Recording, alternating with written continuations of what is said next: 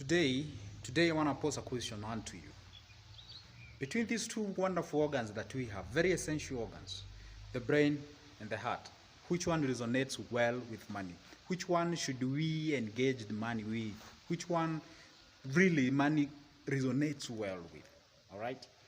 So, today's topic is about exclusively about money. Why poor remains to be poor and why rich tend to, become rich and something of sort. So you find that those people who do not have more money, they tend to use that less that they have, they use even less of it, right? Yeah, I remember we were taught something called the marginal propensity to save, that back in campus, yeah?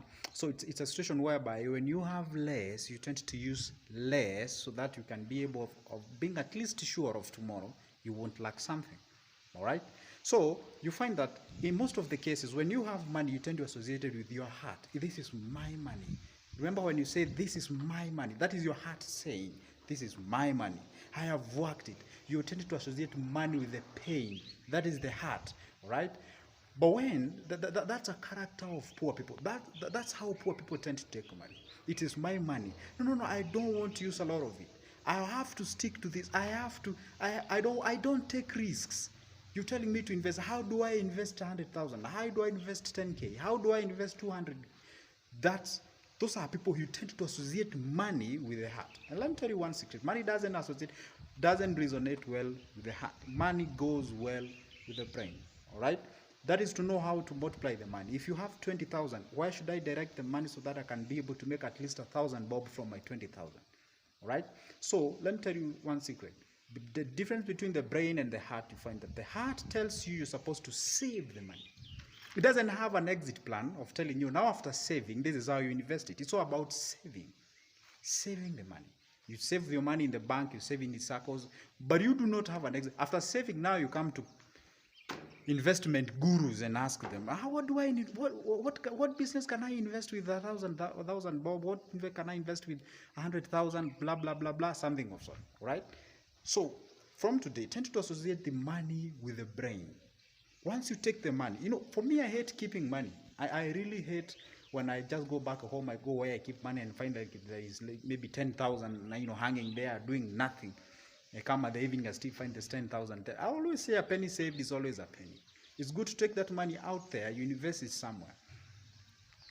That is associating money with the heart. If you associate money with the brain, you'll tend to understand that money hates people who hold them back.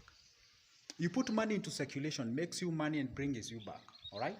That's how you do it. That's how you create wealth, and that's how you tend to develop yourself. Forget about the heart. The heart is an amazing organ, but at the end of the day, leave matters of love with the heart and not matters of the brain, right? Or rather matters of the money. Money is a totally different engagement. And that's why you find only 2% of people in a society, they tend to grow rich, but the rest, they still stuck. And that's why you see rich people, they take risks that you tend to see them as if they're doing stupid things. They go and buy something. And then you're like, what the heck is that for? I mean, how can that thing make the money? Because they know when you hold money dearly to you in the name of saving without an exit plan of how I invest my money, at the end of the day, you still remain poor. That's it. All right? And sometimes, by the way, let me tell you one thing. Sometimes you don't need a lot of it. People tend to think like, by virtue of me getting a lot of money, my problem are solved. If you do not know how to plan for your 1,000 bob, 1,000 shilling, that is $10. You cannot be able to manage 1,000 or rather 10,000 or 100,000 or even a million. It's a fact. You have to develop a discipline from youth, from younger. Then you grow baby steps towards a point whereby you can be able to say, now I can be able to control this amount of money. Thank you for always coming back. My name is Joseph. I talk about finance, I talk about relationships, I talk about self-development and self-growth. If you consider subscribing, then subscribe. And then you'll be part of this great channel so that you can be able to know or to get when I post a new video. Goodbye.